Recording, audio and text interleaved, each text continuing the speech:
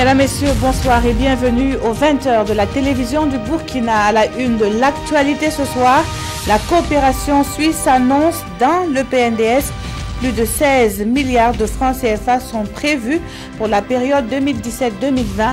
La signature d'accords de financement à suivre dans quelques instants.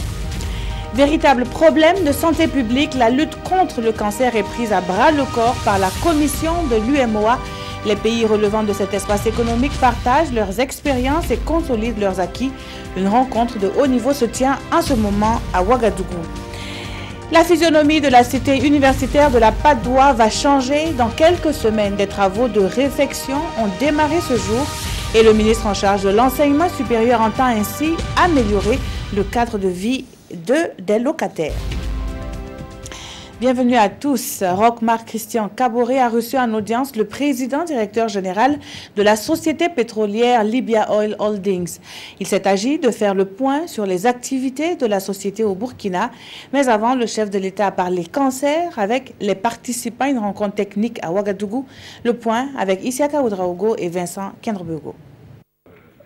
Conduite par le ministre ivoirien de la Santé et accompagnée de l'épouse du chef de l'État burkinabé, les participants à la rencontre sur le cancer du col de l'utérus sont allés échanger avec le président du Faso sur l'objet de leurs travaux. Nous avons donc pu écouter les conseils et surtout les recommandations de son Excellence, Monsieur le Président de la République, qui a fait une large présentation. J'ai vu que c'était un grand connaisseur de la question du cancer et il a relevé les points spécifiques sur lesquels nous, ministres de la Santé, mais également les experts qui composent donc cette délégation, sur lesquels nous devions peut-être nous attarder, c'est-à-dire réfléchir sur le financement intrinsèque de la lutte. Avec cette rencontre, nous sommes prêts à aller jusqu'à la CEDEAO et pourquoi pas jusqu'à l'Afrique entière pour porter notre message. Il s'agit d'un message, d'un appel à la solidarité, de façon à ce que, en Afrique, nous puissions trouver des solutions à ce problème qu'est le cancer par nous-mêmes.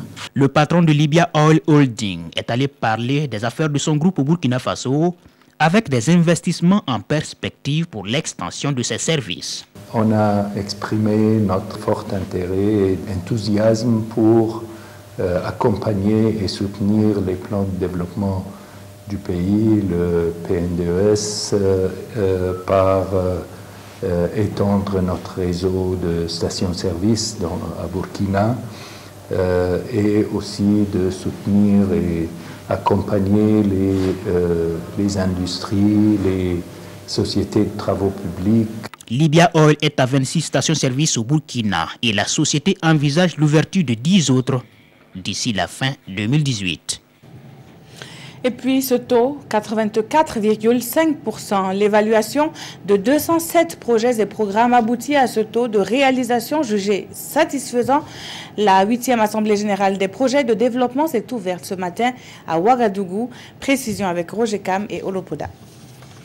35,5 sur 50, c'est la moyenne attribuée à l'ensemble des 21 ministères et institutions dans la mise en œuvre des projets et programmes au Burkina Faso. Une performance qui n'a pas comblé toutes les attentes et dans les détails, sur les 207 projets et programmes évalués, 88 sont classés au vert, 82 à l'orange et 37 sont au rouge. Et c'est le département en charge de l'eau et de l'assainissement qui bat le record avec 8 projets à performance insatisfaisante. Les facteurs explicatifs identifiés sont multiples. Il s'agit entre autres du manque d'anticipation sur les procédures de passation des marchés dans la mise en œuvre des différentes activités, de la non-maîtrise des procédures des bailleurs de fonds, du non-respect de la réglementation des projets et programmes. Il peut s'agir souvent également de défaillances techniques et financières des prestataires de services. En dépit de ces difficultés, les résultats atteints illustrent bien, selon le chef du gouvernement, les effets positifs des mesures prises pour améliorer la mise en œuvre des investissements publics. Il s'agit de la réforme relative à la loi sur la commande publique et la tenue régulière des revues de portefeuille avec les partenaires. D'autres réformes sont en cours dans le sens de l'amélioration des performances des projets et programmes, l'atteinte des objectifs du PNDS étant en jeu. Nous avons interpellé en 2016 l'ensemble des acteurs afin qu'ils revisitent les procédures et les pratiques pour les expurger des facteurs qui grippent le système de gestion et de gouvernance des projets, des programmes et qui, par conséquence, tirent les performances vers le bas. C'est également dans ce but que le gouvernement a entamé la relecture de la réglementation générale des projets et programmes de développement dans l'optique d'une plus grande efficacité et d'une plus grande efficience dans la mise en œuvre des projets et programmes de développement au Burkina Faso. Instituée depuis 1995, l'Assemblée générale des projets et programmes vise à créer un cadre d'échange sur les performances et les difficultés des projets et programmes en vue d'améliorer leur exécution et de contribuer ainsi à la réduction de la pauvreté. Plus d'1 million d'orpailleurs font usage des substances explosives au Burkina. Les textes régissant la pratique datent de 1974. Une nécessité aujourd'hui d'en revoir les dispositions. Les députés se sont également penchés sur 2 projets de loi portant loi des finances et budget de l'État. Le compte-rendu de la plénière avec Konsoun Koulibaly et Oumar Zombri. À l'ordre du jour de cette plénière, 3 lois et 2 ministres à la barre. La première porte sur la loi de finances rectificative du budget en cours. 200 milliards de francs CFA ont été réduits sur le budget initial de 2000 milliards de francs CFA.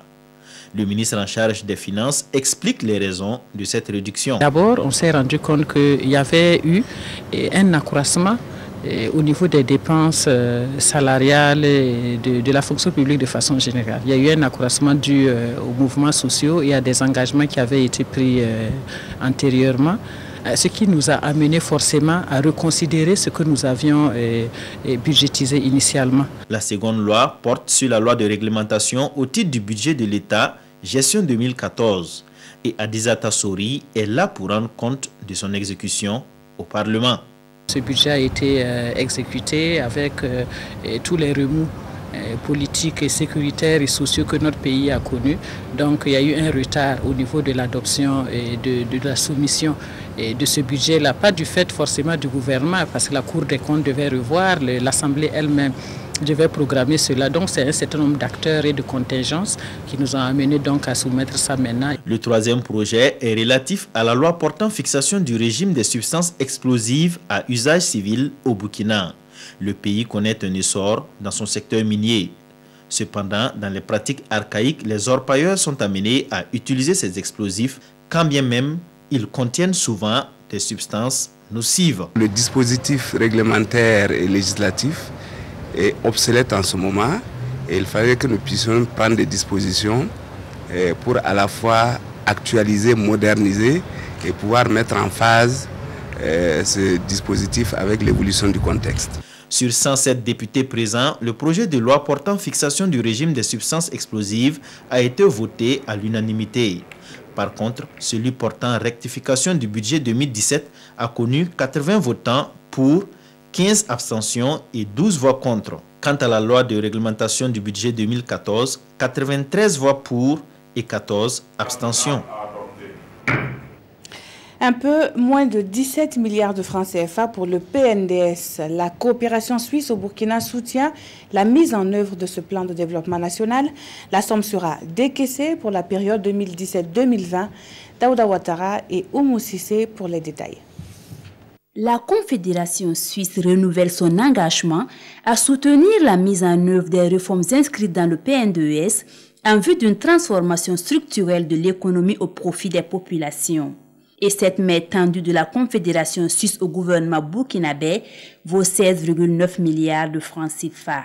La Suisse fait le pari, d'une certaine manière, d'un développement harmonieux, équilibré, basé sur la bonne gouvernance du Burkina Faso. C'est un pari basé sur la confiance. Et nous contribuons à ce budget général C'est le seul pays en développement qui bénéficie de cet instrument de la part de la Suisse. Ce financement octroyé sous forme de subvention s'inscrit dans le cadre du programme conjoint d'aide budgétaire. Il sera décaissé sur la période 2017-2020. Cette aide est non affectée. Cela va dans le budget de l'État et le gouvernement en fait la meilleure utilisation selon ses priorités. En 44 ans de coopération, le montant de l'appui budgétaire de la Suisse au Burkina Faso s'élève à plus de 105 milliards de francs CFA. Et à travers cet appui, la Confédération suisse confirme son engagement à accompagner le processus de réforme économique au Burkina Faso. On parle à présent d'environ 4 millions de dollars américains pour soutenir les populations vulnérables au Burkina. Le Centre Roi Salman de secours et d'actions humanitaires a dans le viseur les secteurs de la santé et des infrastructures. Les signatures ont été apposées à l'ambassade d'Arabie Saoudite à Ouagadougou. Bouma Ernest Nebier, reportage. C'est une signature de convention qui matérialise ici le soutien du Centre Roi Salman au Burkina Faso. Un soutien en vivres et en produits pharmaceutiques pour soulager les personnes vulnérables. Le roi du Royaume d'Arabie Saoudite a ordonné d'aider la population du Burkina Faso avec 4 millions de dollars américains pour aider la population vulnérable du Burkina Faso. On a pu avoir à signer le contrat avec les sociétés fournisseurs qui vont fournir les aides aux populations vulnérables au Burkina Faso ici. Dans les jours arrivés, Inch'Allah, s'il plaît à Dieu, on aura une quantité des aides qui va être fournie aux populations du Burkina Faso.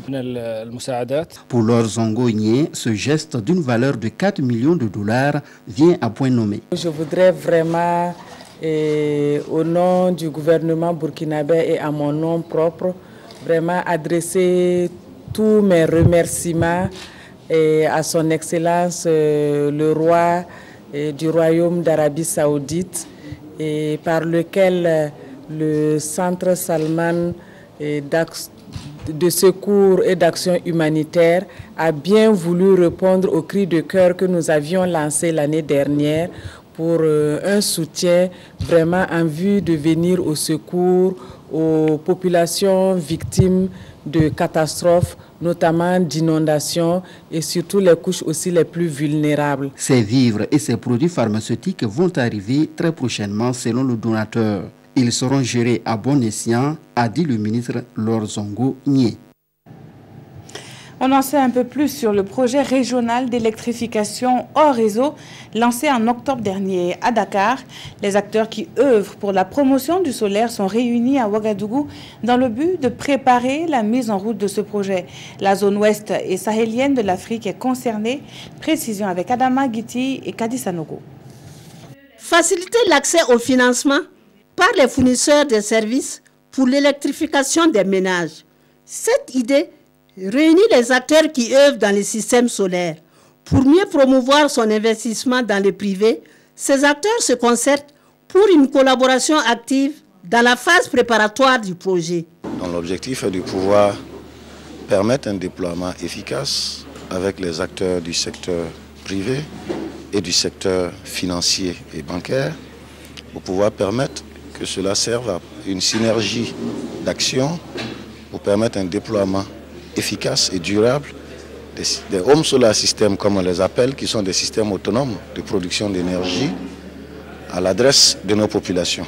Au cours de cette rencontre, il est également question de voir comment soutenir les secteurs publics et privés du service de l'électricité. Ils doivent participer à cette étape de formulation, pouvoir dégager des questions pertinentes, des épines, justement, des difficultés, pour que le projet, dans sa formulation, puisse apporter des réponses adéquates aux questions qui minent le déploiement, la durabilité de ces systèmes-là à travers nos régions en Afrique. Ce projet comporte 2 phases, à savoir une phase préparatoire qui a débuté en juillet dernier et qui va prendre fin en juillet 2018, et une phase de mise en œuvre qui va commencer en août prochain pour une période de 4 ans. L'atelier est placé sous le thème « Promouvoir les investissements privés dans les systèmes solaires autonomes en Afrique de l'Ouest et du Sahel. Le secrétaire général du Premier ministère préside une session de travail sur la protection sociale. À ses côtés, le secrétariat permanent du Conseil national pour la protection sociale a convié les secrétaires généraux de tous les départements ministériels. Les enjeux d'une telle rencontre avec Urbain Benito Somé et Zoubaviel David Dabiri. Les secrétaires généraux des ministères à la recherche du savoir en matière de protection sociale. L'initiative est du secrétariat permanent du Conseil national pour la protection sociale en collaboration avec l'UNICEF et l'appui de la Suède. Son objectif, renforcer les capacités de ces cadres des ministères et ce, dans le but d'améliorer les contributions pour l'implantation d'un système de protection sociale pouvant lutter efficacement contre la pauvreté et la situation des personnes vulnérables. Elle devrait aboutir à la mise en place d'un cadre de concertation entre les ONG, associations et autres partenaires luttant pour le bien-être des populations. Nous avons d'abord exécuté des formations, surtout pour le niveau opérationnel, notamment les ONG et associations intervenant dans le domaine de la protection sociale. Nous avons aussi organisé des formations pour les cellules interministérielles spécialisées, notamment filets sociaux et assurance sociale. Et nous avons aussi organisé des sessions de formation pour les cellules régionales pour la protection sociale. Donc après le niveau opérationnel, maintenant nous passons au niveau stratégique. Donc nous sommes avec les secrétaires généraux des ministères impliqués dans la mise en œuvre de la politique nationale de protection sociale afin de les outiller, afin que on puisse facilement mettre en œuvre la politique nationale de protection sociale au niveau national. La politique nationale de protection sociale mise en place en 2012 par le gouvernement burkinabé a pour objectif d'offrir à tous les citoyens les moyens de subvenir à leurs besoins essentiels. La lutte contre les cancers et celui du col de l'utérus en particulier est au centre d'une rencontre à Ouagadougou à l'initiative la Fondation Kimi et le ministère de la Santé. L'état des lieux de la lutte ainsi que les perspectives offertes sont discutées par les participants venant de la zone UMOA. Quelques axes de réflexion menés dans ce reportage de Roger Kam et Nathalie Sawadogo. Les experts de l'espace UMOA de la lutte contre le cancer réunis à Ouagadougou. Sur initiative de l'épouse du chef de l'État burkinabé, ils vont partager leurs expériences afin de fédérer leurs efforts pour donner une réponse cohérente à ce fléau. Longtemps considéré comme une maladie des pays riches et développés, le cancer est de nos jours une réalité qui se vit au quotidien dans notre espace communautaire. Pour le continent africain, près d'1 million de personnes étaient atteintes de cancer et les études prévoient 1,5 million de nouveaux cas de cancer d'ici à 2030. C'est fort de ce constat que Sika Kaboré, épouse du chef de l'État, place cette rencontre sous l'égide de l'UEMOA, l'Union économique et monétaire ouest-africaine. Une tribune pour interpeller les autorités des États de l'Union à agir ensemble pour le bien-être des populations. Si nous prenons le cas spécifique du Burkina Faso, nous devons reconnaître que la situation est suffisamment préoccupante avec près de 5000 cas attendus chaque année. Et qui dit cancer, dit souffrance pour les victimes, ruine économique pour les ménages. Un honneur pour l'UEMOA, dira le premier responsable de l'institution. Il a indiqué que la rencontre cadre avec les missions de l'institution. La politique de santé figure en bonne place dans la politique sectorielle de l'Union.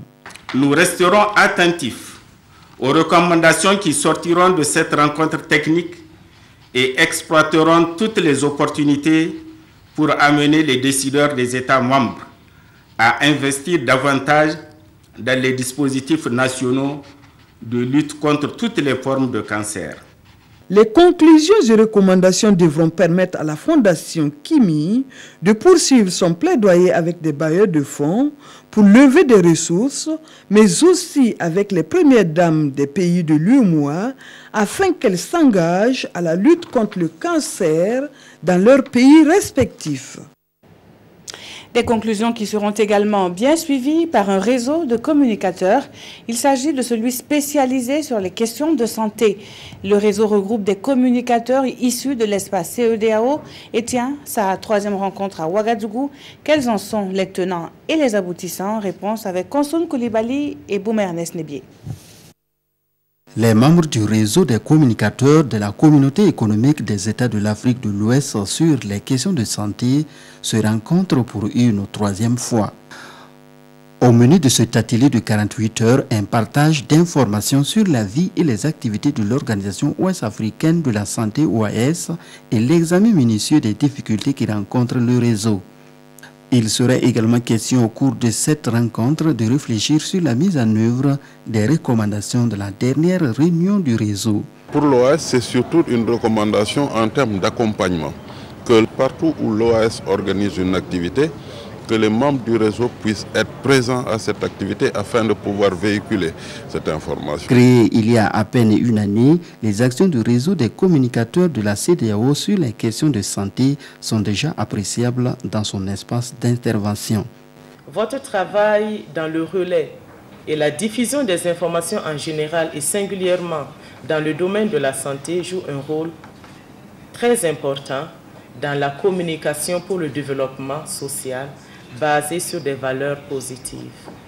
Du fait de votre rôle dans la mobilisation sociale, vos interventions dans le domaine de la santé sont primordiales pour soutenir les initiatives visant la promotion d'un bien-être pour nos populations. Le réseau des communicateurs de la CEDEAO sur les questions de santé a été créé en 2016 à l'initiative de l'OAS. Son objectif, rassembler les communicateurs de l'espace CEDEAO afin de mettre en exergue les actions en matière de santé dans les pays de la CEDEAO et aider l'OAS à mieux mener ses activités sur le terrain. Au regard de l'implication grandissante des femmes et des jeunes filles dans les actes de violence et de terrorisme, l'ONU a opté pour le renforcement de son programme Femmes, Paix et Sécurité. De nouvelles mesures ont été adoptées en 2015, mais restent encore peu connues. C'est pourquoi un atelier est initié sur la relecture de ce programme du plan d'action de l'ONU. On en sait plus avec Kadis Anogo et Amado Ilboudo. À cet atelier, acteurs de la promotion des droits de la femme et parties civiles plaident pour l'actualisation du plan d'action national du Burkina pour la mise en œuvre des résolutions 1325 et 1820 du Conseil de sécurité des Nations Unies. Adoptées en 2012, ces résolutions ont pour principe clé la protection de la femme et de la jeune fille en temps de guerre et de paix. De nouvelles résolutions viennent d'être prises par les Nations Unies. Ces acteurs réfléchissent pour l'intégration de cette nouvelle résolution. L'utilisation des femmes et des filles dans les actes de terrorisme, les Nations Unies ont encore pris de nouvelles résolutions. Il est donc de bon ton que ce plan d'action qui est là déjà soit relu afin de prendre en compte cette nouvelle donne. Durant 3 jours, les participants vont examiner les 4 axes du plan d'action 2012 afin d'actualiser les données. À la fin de cet atelier, les participants espèrent avoir un plan d'action prenant en compte cette nouvelle résolution en vue de son adoption en Conseil des ministres. Et puis, la coalition contre la vie chère de la ville de Ouagadougou est contre la visite du président français au Burkina. Au cours d'une conférence de presse, les membres avancent leurs raisons. Elles sont exposées dans ce compte-rendu signé de Roger Cam et Estelle Judith Assogba. À J-4 de l'arrivée du président français Emmanuel Macron au Burkina Faso, la coordination de la coalition contre la vie chère de la ville de Ouagadougou, CCVC, exprime son amertume face à cette visite et dénonce avec fermeté la domination politique, économique, culturelle et militaire de notre pays par la France. Pour la CCVC, cette domination impérialiste et néocoloniale enferme le Burkina Faso dans la misère, le sous-développement et l'insécurité humaine. Par conséquent, elle estime que cette visite n'est pas opportune. Ce dont nous sommes sûrs, c'est que le chef de file de l'impérialisme français, en venant ici, va continuer à essayer de maintenir la mainmise de l'impérialisme français au niveau des pays de l'Afrique française de l'Est et de l'Afrique occidentale. La coalition appelle la population à des actions de mobilisation et de protestation pour marquer son désaccord à cette visite. On en vient à ce coup de neuf donné à la cité universitaire située dans le quartier Padoua de Ouagadougou. Les deux bâtiments se trouvent dans un état de délabrement avancé. Le premier coup de peinture de la réfection de cette cité a été donné par le ministre en charge de l'enseignement supérieur. Salifou Belem et Draman Guéné nous font le point. Un coup de pinceau et la cité universitaire de la Padoua se refait une peau. En 2 mois, cette cité, dénuée de toutes ses commodités, doit se remettre aux normes hygiéniques et sécuritaires. Les travaux de plomberie, de peinture, d'électricité engagés ici doivent permettre aux étudiants d'oublier les vieux calvaires. On avait uniquement que 4 WC qui étaient fonctionnels et 5 douches pour près de 800 et quelques étudiants. C'était lamentable de voir des chambres où l'électricité n'était pas opérationnelle. Parfois des courts-circuits dans le bâtiment. Le bâtiment même dont il y a des fissures, quand vous êtes assis dans un WC, quelqu'un en haut, si par malheur il a versé l'eau automatiquement, vous d'abord vous rincez avec son eau avant d'aller vous laver. C'est ces conditions très délavées, les salles d'études où on n'avait quasiment rien. Les travaux devront se faire pendant les vacances, mais par souci de trésorerie, ils démarrent en plein cours pendant que le bâtiment est occupé. Le ministre Al-Kassoum Maïga lance donc un appel aux étudiants. Ils vont cohabiter pendant un moment avec des travailleurs, avec des ouvriers. Évidemment, il y a des principes de santé et sécurité au travail qu'il faut respecter. Il faut que chacun prenne soin de lui-même pour ne pas s'exposer à l'insécurité, mais aussi qu'il y ait un respect mutuel entre les habitants de la cité, les occupants de la cité et les travailleurs qui sont là. C'était en octobre dernier, lors de son passage à la cité, que le ministre Al-Kassoum Maïga a fait la promesse de réfectionner le bâtiment qui est dans un état de délabrement avancé. Aujourd'hui, cette promesse est en voie de concrétisation. Ils font désormais partie des heureux gagnants de la LONAB. Ils sont 2 à avoir reçu chacun près de 62 millions de francs CFA pour avoir dépensé 300 francs. La remise des chèques en image avec Gérard Sommet sur un commentaire de Maïmouna Traoré. Voici les heureux gagnants du 4+1 du 10 novembre 2017, Sidiki Sawadgo et Amidou Sawadgo, pour avoir misé respectivement près de 240 000 francs CFA et 300 francs CFA. Ils empochent aujourd'hui chacun plus de 62 millions de francs CFA. Je ne peux rien décider pour le moment. Mais selon moi, mes pensées, bon, je verrai ce qui va passer après. Mon projet, c'est de construire. J'avais commencé à construire. Je n'ai pas terminé d'abord. Voilà, ma proposition, je vais terminer ça d'abord, avant de voir ce qui va passer après. Je me sens les joies seulement. Parce que quand tu joues pour gagner, Si tu gagnes, tu es content. Cette somme de compte pour faire ma constitution. Par exemple, le Silvatrium, pour pouvoir voir l'argent demain. J'avais gagné à peu près 1 million et quelques avant de gagner ça. Pour le premier responsable de la LONAB, des mesures sont prises pour accompagner ses bénéficiaires. Lorsque nous avons nos gagnants, faisons tout pour que l'argent qu'ils ont gagné au jeu leur soit bénéfique. Et pour cela, nous avons même signé une convention avec la maison de l'entreprise, qui est l'entité la plus qualifiée pour conseiller les détenteurs de revenus qui veulent entreprendre. Tous 2 habitants de la ville de Ouagadougou, ils comptent, parallèlement à leur projet, s'investir dans l'éducation de leurs enfants. Emerson Mnangagwa prône l'ère d'une nouvelle démocratie au Zimbabwe. L'ex-vice-président évincé par le père de la révolution sera investi ce vendredi comme président du Zimbabwe. Les attentes des populations sont fortes et ces dernières espèrent un nouveau souffle pour le pays dont l'économie est en berne. Voici le nouvel homme fort du Zimbabwe, Emerson Mnangagwa, 75 ans, ancien bras droit de Mugabe. À peine revenu de son exil sud-africain, il a rejoint ses partisans au siège du parti au pouvoir, le ZANU-PF. Après 37 années d'un règne sans partage de Robert Mugabe, l'ancien vice-président suscite l'espoir d'une croissance économique qui redécolle. 90% des Zimbabwéens sont aujourd'hui au chômage. Nous sommes les témoins d'une démocratie naissante pour notre pays. Personne n'est plus important qu'un autre. Nous sommes tous des Zimbabwéens. Nous voulons que notre économie prospère. Nous voulons la paix dans notre pays. Nous voulons des emplois, des emplois, des emplois dans notre pays.